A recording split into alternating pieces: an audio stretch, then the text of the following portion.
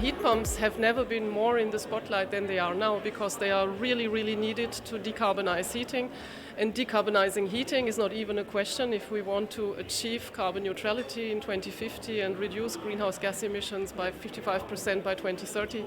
It's simply not possible without the heat transition. And the heat transition is simply not possible without heat pumps.